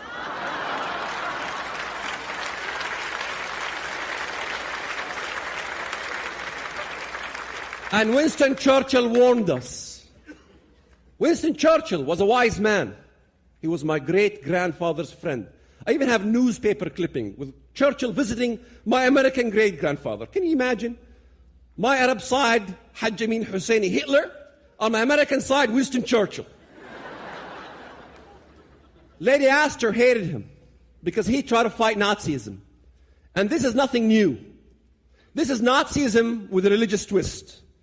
He wanted to fight Nazis. He began to explain to the English. He says, Hitler in the Munich Treaty, Hitler is not about land. He will take everything. We have been given a choice between shame and between war. Shame, that is, giving Hitler land.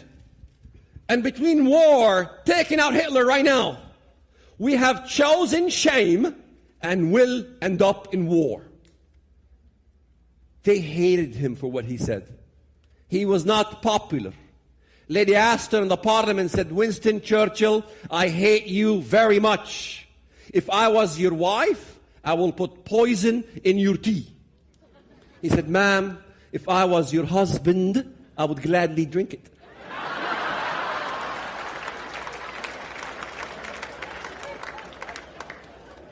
I began to understand Israel's relation. I began to understand in Amos chapter 9, verse 15. I will plant Israel in their land, and no longer shall they be pulled out of that land. And in Psalm 82, it says, the haters of the Lord will pretend submission to him. And it talks about the Lord himself arising. Arise, O God, judge the earth. You shall inherit all nations. The Lord himself will arise, and I wish you had your Bibles with you. The Lord himself will arise to judge the nations. And in Psalm 83, he gives you the very nations that the Lord himself will arise to judge. They have said, come and let us cut them off from becoming a nation, that the name of Israel be remembered no more. They form a confederacy against you. The tents of Edom and the Ishmaelites, the Muslims, the people of Tyre, the Lebanese. Assyria also came with them, Syria, Iraq. And the Bible clearly says, pursue them with your tempest and frighten them with thy storm. Let them be ashamed and dismayed, that they may seek your name, O Lord. They may seek your name, O Lord. I read those words in the Bible, and I began to understand God's hand was upon Israel, and God wanted me to seek his name. And what is his name? His name is Wonderful, Counselor, Mighty God, Everlasting Father, Prince of Peace. His name is Emmanuel, which means God is with us. For us to reach to God. For us to reach to God is the old story of Babel. For God to reach to man is the truth. For God so loved the world that he gave his only begotten Son. For so whoever believeth in him shall not perish, but have everlasting life. You are the salt of the earth. We have gray hair. We're going nowhere. You are the future. You must stand still when you grow. I know you're tired. You want to go home.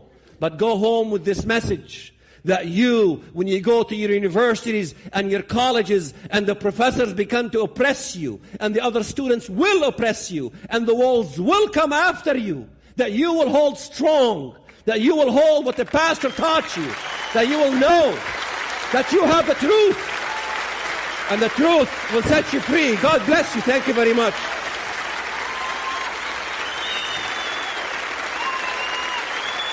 Thank you. Thank you. Thank you. Thank you, Pastor. Thank you.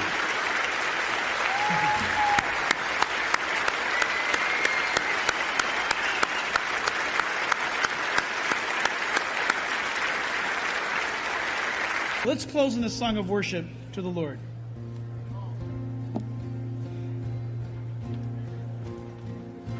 When even though I walk through the valley, the shadow of death, your perfect love is casting out fear. Sing it together. Even where I'm caught in the middle of the storms of this life, I won't turn back. I know you are near, and I will fear no evil, for my God is with Yes, if my God is with me, sing it loud. Whom then shall I fear? Whom then shall I fear? And we sing, oh no, you never let go. Through the calm, through the storm, oh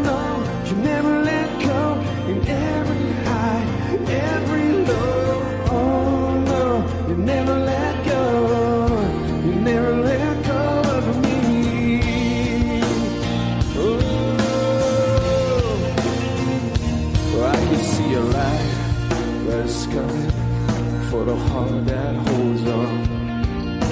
The bruise glad beyond all compare. There will be an end to these troubles, but until that day comes, we'll live to know you're here on this earth. I'll fear no evil. I will fear no evil. For my God is with me. Yes, He is. Oh, if my God is with me, who then? Oh, then shall I fear. Sing it. Oh, then shall I fear. Everybody sing it. Oh, no, you never let go. Through the calm, through the storm. Oh, no, you never let go. In every high, every low. Oh, no, you never let go. You never let go of me. No. And I can see a light. Oh, yes, and I can see a light that is coming for the heart that holds on. Yes, and there will be an end to these troubles, but until that day comes, oh, still I will praise you. Still I will praise you. Let's sing it again. I can see a light. Oh, I can see a light that is coming for the heart that holds on. Sing it. There will be an end to this trouble, but until that day comes, Jesus, still I will praise you. Still I will praise you. Oh, you never let go. Oh, no, you never let go. Sing it out. Sing it. Oh, no, never. In every high.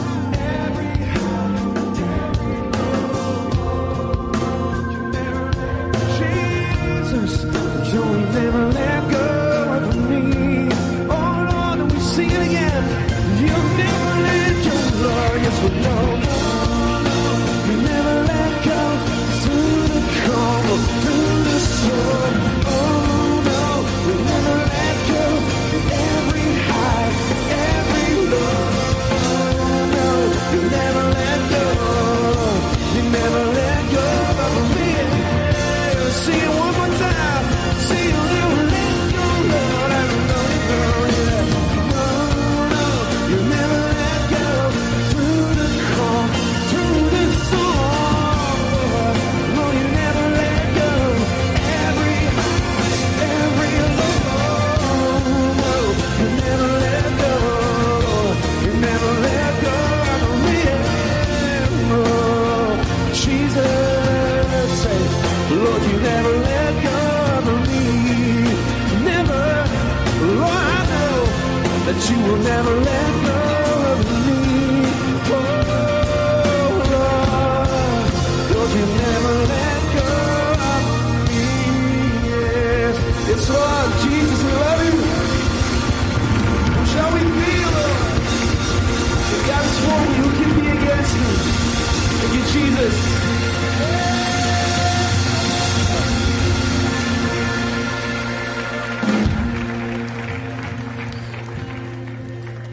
The Lord bless you. You guys, we've been blessed tonight. Pray for these men, and like never before, be absolutely committed to what God has said in His Word. Live it. In Jesus' name, God bless you.